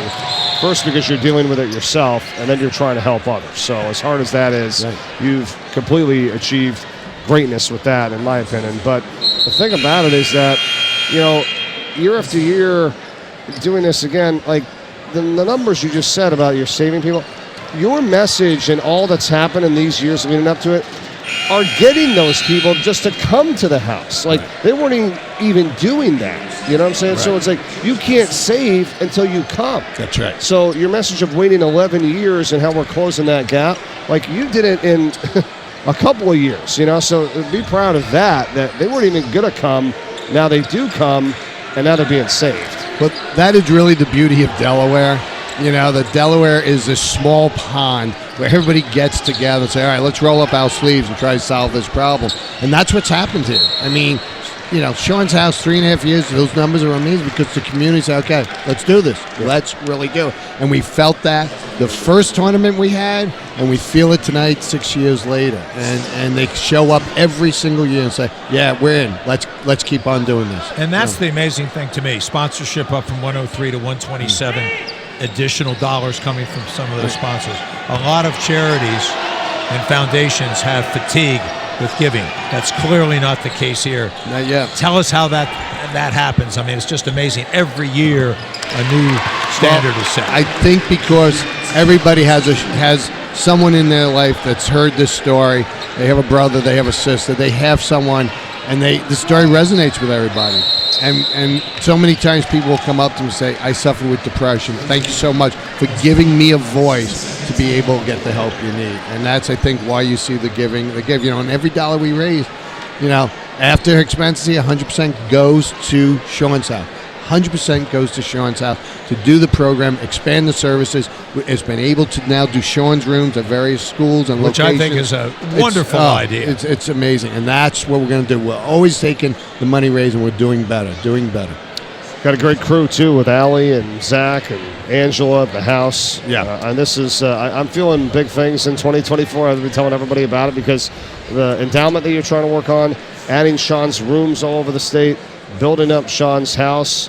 Am I correct in that? How much more is on your mind? Yeah, I mean, that was going to be my question. What's kind of next in this journey, in this evolution? The first thing we're doing is we call it the Zen Den, which is going to be a mindfulness studio so people can do yoga, connect physical well-being with mental well-being. We're going to put a sauna in Sean's house so they have that capability because heat therapy is such a great thing to do. And then we're probably going to have to expand Sean's house in the next year because we need some additional meeting place and that type of thing. So we'll probably be working on that, and that's what this tournament allows us to do. The Zen Den, I love that. The Zen Den. That's terrific. What a great catchphrase. Yeah, so that's going to be great. And then we already know we're going to open up another Sean's room in September. We haven't announced it yet. We're waiting on the school to be able to announce it to their student body. And we're going to keep on expanding. We want to do something in Sussex County, something in Kent County, so that the state is covered by the Sean's rooms and the Sean's house. All right, where is the biggest need right now, or where can people really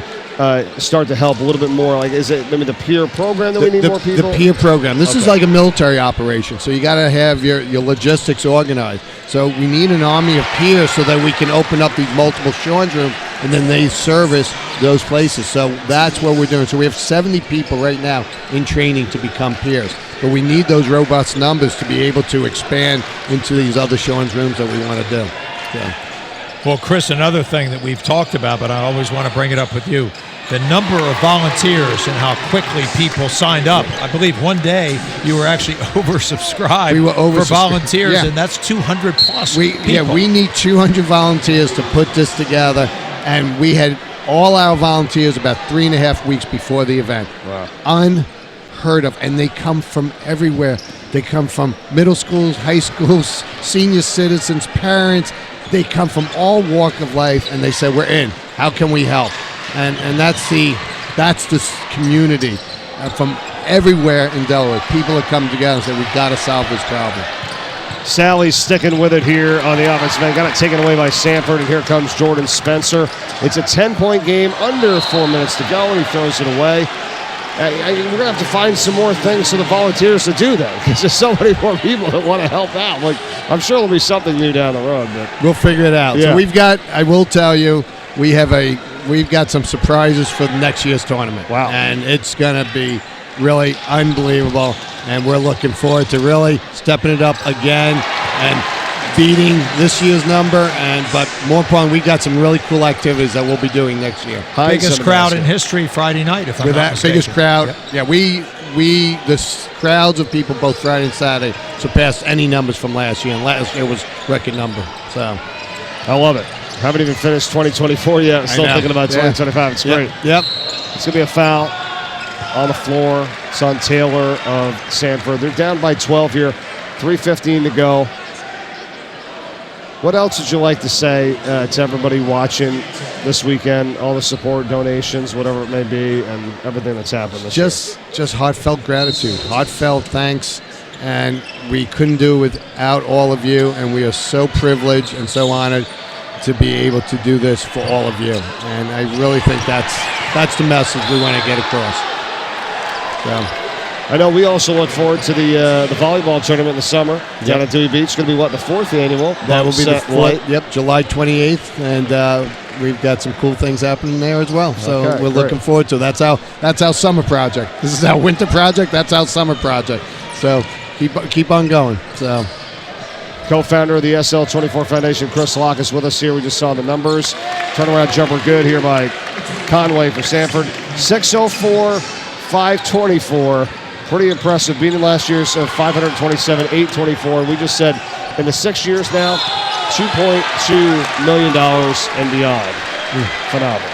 Thank you, everybody. Thank you. William, thank you Chris, so much. thanks for all you do. And Great Michael, tournament. I mean, you two, I don't think everybody understands the dedication both of you have for our foundation and what you guys do.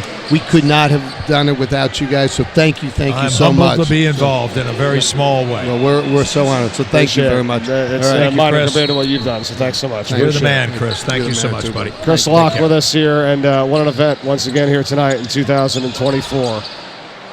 2 minutes and 35 seconds left here in this game tonight with Sallies and Sanford.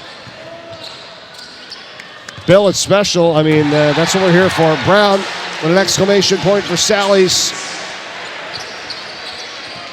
Sallies has played extremely well. As I told you guys earlier, they might be the best 7-7 team in the country. They are athletic, they're well coached, they've got some terrific basketball players, their length and their physicality. They've been very impressive tonight against, I think, a very fine Sanford team. That was Kareem Hart that fired that one through the high arcing three that goes down. It's 53-44. I don't know, minus a couple plays here and there. Got a little bit of chippy in the, a couple sequences. I mean, Sanford, they have a chance, but obviously it's tough now with 2:05 to go. Well, time is against them. Obviously, the free throw shooting at the end of the game here will be important for Sallies if Sanford starts to foul. Well, Sallies having a little trouble against this man-to-man pressure. I was so surprised that they went zone because their man-to-man is so aggressive, they can force a turnover against even a very fine ball handler. A 2 or a 3 here can make things interesting. Still a lot of time to go. Sanford, Newsom, up and under. Nope. Offensive rebound. The stick back. Count it. Jaden Taylor. 53-46, Coach. There'll be no quit in Sanford. They play extremely hard as a group. They've been in some really tight games, so that's going to play to their benefit. Sallies Adams got to take better care of the ball. They've got to space the court. They've got to create some one-on-one situations where they can't get double teamed. And then they have to get to the free throw line to close this game out.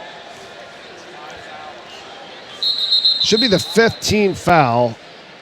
And the 2 shots coming up here. They're going to confirm it. Yep, it is the 15th foul on Sanford. So 2 free throws on the way. And this will be the key. If Salesiana makes their free throws, they'll close the game out. Just not enough possessions left unless Sallies turns it over, allows some threes, or doesn't make their free throws.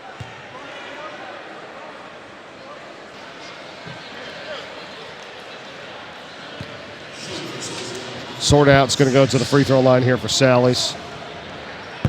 Mike, here's my question. How much sleep does Chris Locke get after this tournament ends? Well, does he sleep for a week? Yeah, I think he would shut it down for a little bit, right? He just kind of knowing that guy, he probably shuts it down for about 5 hours. Yeah, but, he is exactly right. He's got great energy for a lot of different things, but especially for this cause. Well, while we have a moment here with this timeout, we got an amazing crew we got to thank here with an incredible weekend.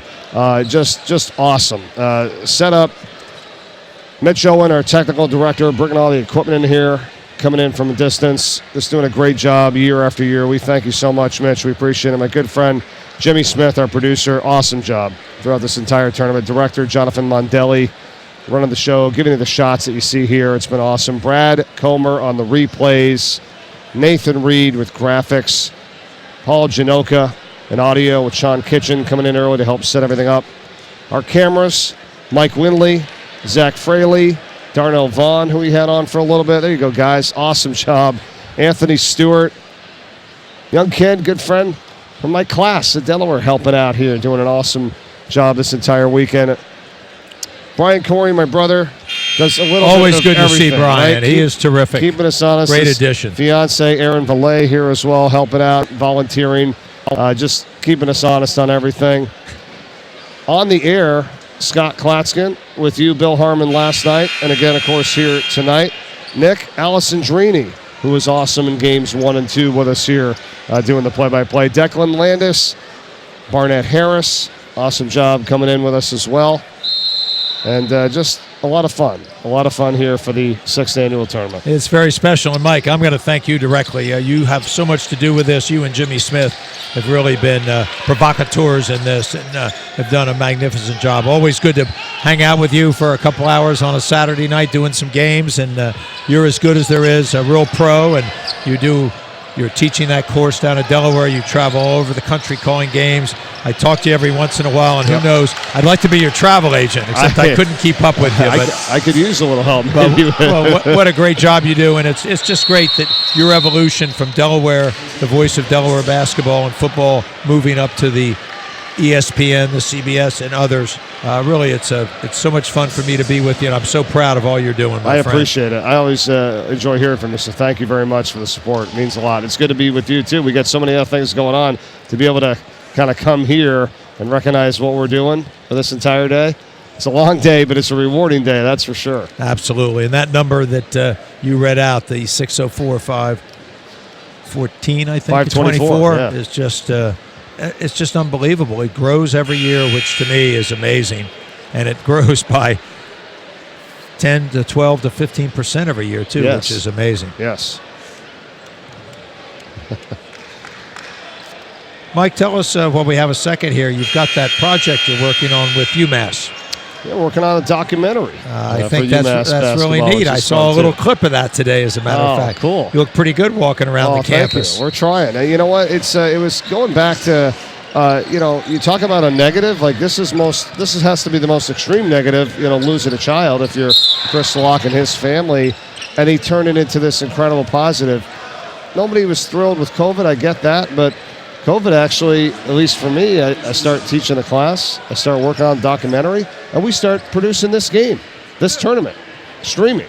We only did this because nobody was able to come to the event, and they needed to get this out. That's what smart people do. They adapt and adjust and make changes. So thanks to COVID in 2020, this is something I hope we're going to do for a long, long time, and bringing this out to the fans. Well, it's great to have you guys in. It's a really professional production, and we appreciate all you do to support this fantastic cause for Sean Locke and his foundation. It's those list of people that I just mentioned. So great job, everybody. Thanks so much. And Sally's going to put on some more exclamation points here with Zachary Sortout, who scores it with under a minute to go, 59-48.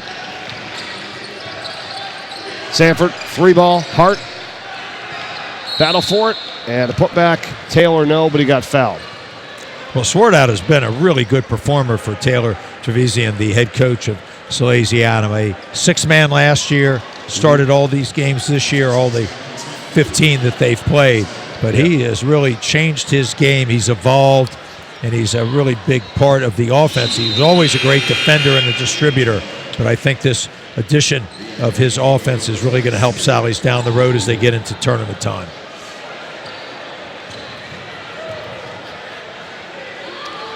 The total for the 6 years here at the tournament, $2,230,416. We'll pop another $8 in, so it gets to be $4.24. So we got the 24. All right, Bill, we got to have 24. Yeah, that's perfect, Mike. Well done. Your math skills are impressive.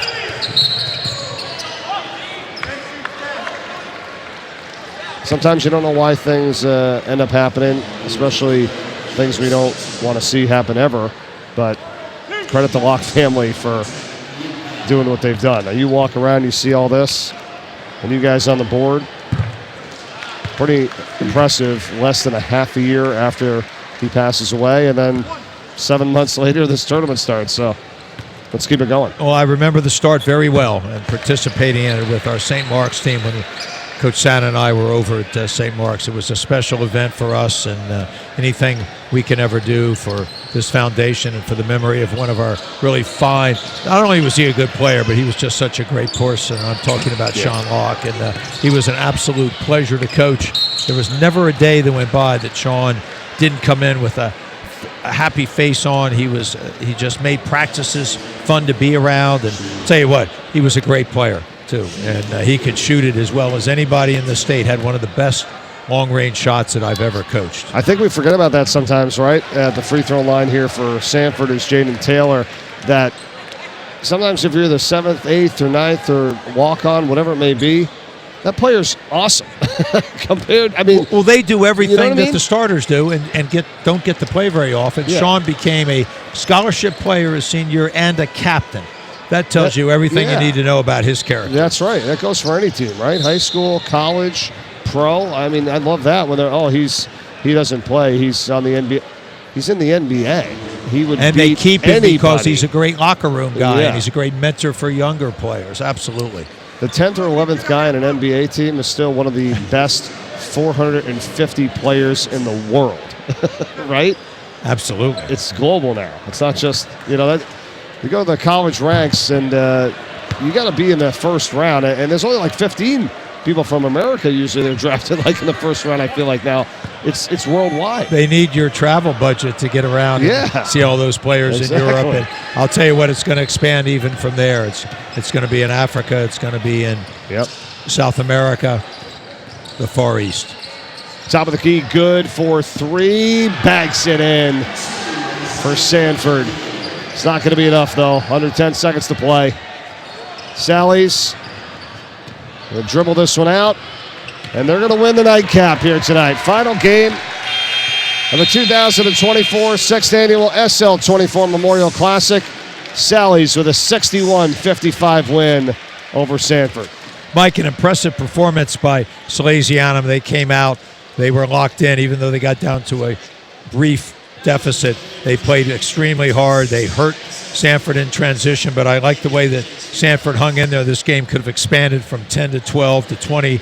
They battled the whole way. Sanford's a very fine team. Khalid Hart doing a really nice job. Taylor Treveson has got to feel really good about his team. But more importantly, Mike, thanks for all you did. A great call. Enjoyed being with you this evening as always, and I will look forward to seeing you real soon, my friend. Same here, Bill. Thanks a lot. Bill Harmon, great work tonight and last night in the tournament. And Sallies wins it by 7 points. Luke Brown with 14 points. Kareem Thomas, 13. Zachary Sordat had 10 for Sanford. Jaden Taylor led the way, 19 points. Stephen Conway had 14. That is a final here tonight. And that's going to about wrap things up for the 6th Annual SL24 Memorial Classic from the Chase Fieldhouse in Wilmington, Delaware. For our entire crew, Mike Corey saying so long once again. From the darkness, we have light. You heard it from Chris Locke.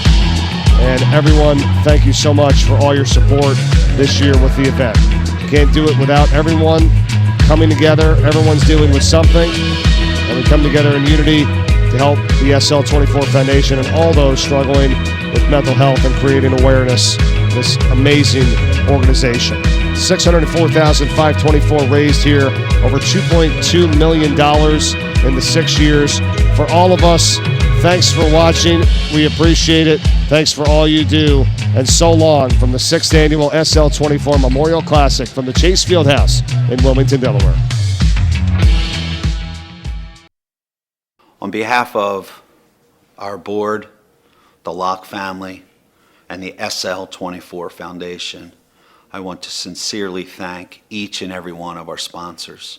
Through your kindness and your constant generosity, we are able to fund Sean's house. We are able to provide the necessary tools needed to save people's lives.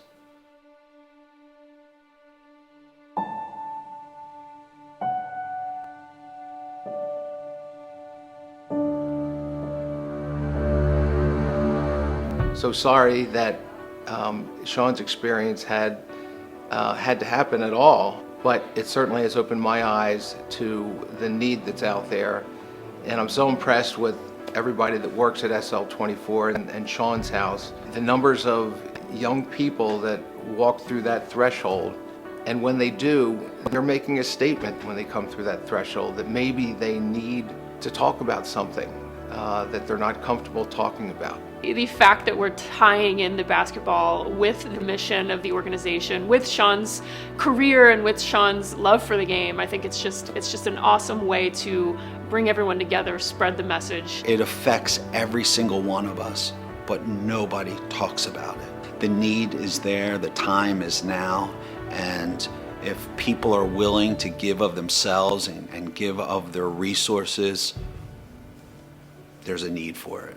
I lost my son to suicide in 2001, and when we were going through my son's mental health illness, there were no resources available in the state of Delaware. Because of the lack of resources is when we lost him to suicide. When I met Chris through a mutual friend and he explained to me about Sean's house, I can very specifically remember thinking about a time when I drove my son to a therapy appointment and he refused to get out of the car. I could only think to myself, if only there was a Sean's house in 2001 where Jeremy wouldn't feel like there was something wrong with him. This is no longer about Sean. It's much bigger than Sean. And I just want to thank everybody who has contributed to this event. Just attending it. Thank you for allowing your kids to participate in this event. And let's all come together and unlock the light for each other. You're giving money to save a life. It's going to help the kids. If you can be a part of that, saving a kid's life is an important thing.